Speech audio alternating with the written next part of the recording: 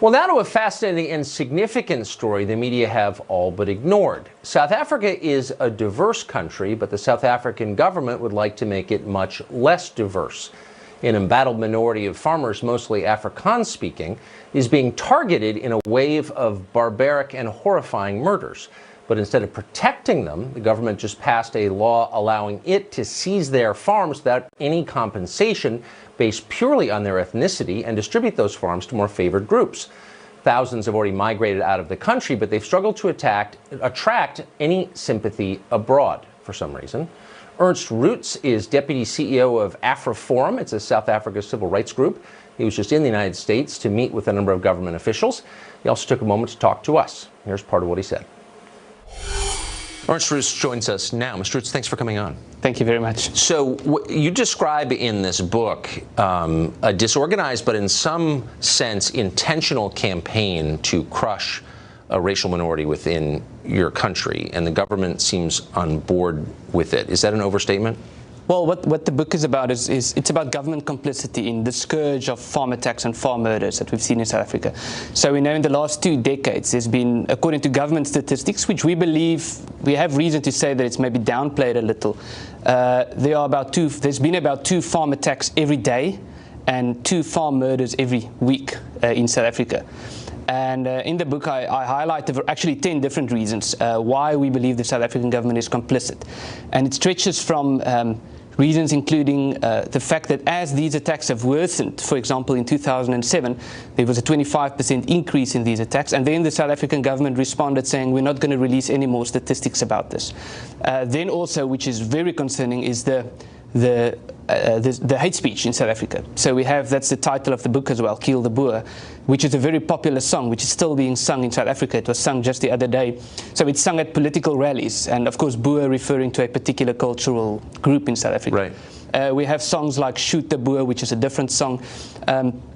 So there are a variety of ways in which we believe... But I thought that hate speech was now a crime punishable by prison time in South Africa. Are any of the people who say this arrested? Well, there's a bill on the table to have hate speech declared a crime punishable by prison time.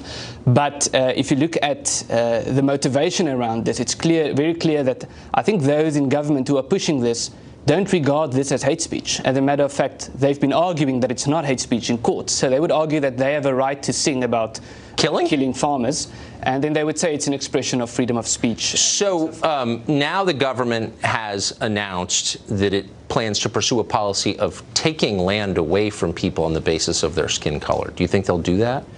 Well, that's what was adopted in our parliament in February. A motion was adopted that the property rights clause in the South African constitution has to be changed to allow for expropriation of private property without compensation. So the state president, Cyril Ramaphosa, said that this would turn South Africa into the ultimate paradise and the Garden of Eden. And Deputy President David Mabuza even went further, saying that, basically threatening white farmers that if they do not voluntarily hand over their land to black people, then there would be a violent takeover. So the situation is very dire in South Africa. But the good news is that there's still a process that has to be followed. And that's why we are in the United States. What I find so striking is the response from everyone else around the world is almost never covered in the American media. There's a sense that the people being murdered deserve it because of what their ancestors did. And the international community is similarly silent. Have you met with any government officials here in Washington about what's happening in your country? Well, that's why we are here. We are about to meet with some government officials, and it's very unfortunate, the situation that you've just mentioned. So there's, especially in South Africa, there's a hierarchy of recognition. So some people, when they are the victims, it's all over the news and you hear about it frequently, and other people, as especially, I think, especially farmers in South Africa, white farmers in particular, when they would be tortured to death and it would receive very little news coverage, and that's unfortunately the situation abroad as well, which is why we are very grateful to be having this. So a government official in Australia said publicly, maybe we ought to allow asylum to people being persecuted for their skin color in your country.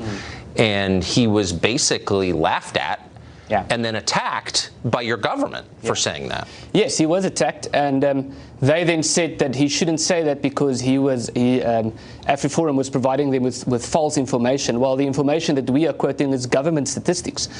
So that is the situation. Whoever speaks out against this, just for being in the United States, we've been accused of treason. We've had people threatening us, saying they'll wait for us at the airport when we come back and they'll attack us and so forth. We had the state president today in Parliament calling on us to go back to South Africa. So whenever you speak out against this, there's a very serious backlash. This is not what Nelson Mandela wanted.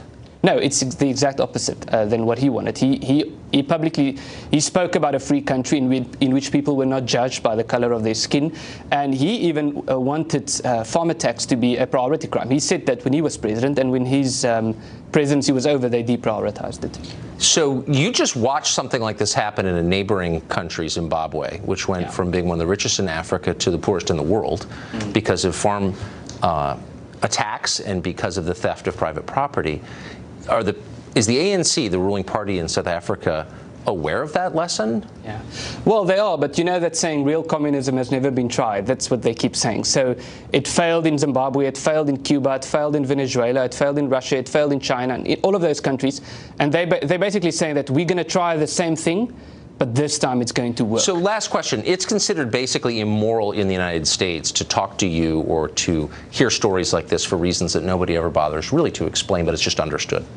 If you could speak to our media, or the people who are dismissing your claims as false, what would you say? Well, I think there are three things. Firstly, everything we say is fact-based. It's based on research. But in terms of what we hope to achieve and what people can do, people who want to invest in South Africa, we want them to call on the South African government to say, listen, you are calling on us to invest in your country, but you want to expropriate those investments. Number two, we are speaking with the US government and asking them to put pressure on the South African government, which could be done in a variety of ways.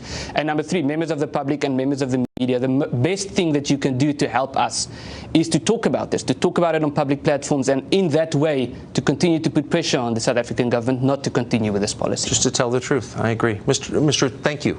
Thank you very much. Thank you for being here.